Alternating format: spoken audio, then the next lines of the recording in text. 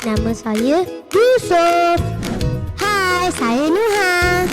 Jom belajar adab bersama-sama.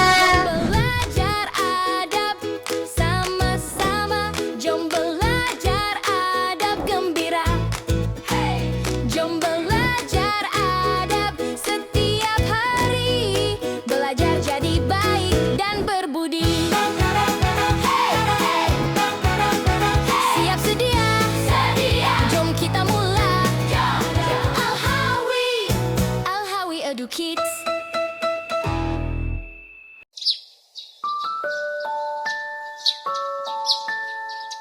Setiap hari, Nuha dan Yusuf belajar menjadi anak yang baik dan beradab. Bismillahirrahmanirrahim. Yusuf, tengok. Tinggi kan? Hati-hati, Nuha.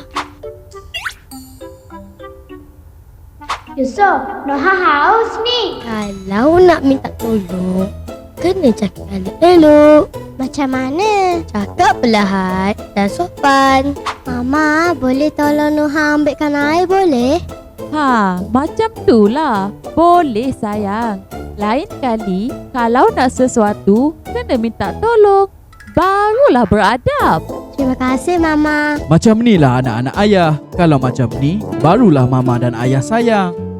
Adab dengan ibu bapa menjadikan keluarga bahagia. Anak yang beradab disayangi Allah. Belajar adab buat yang tak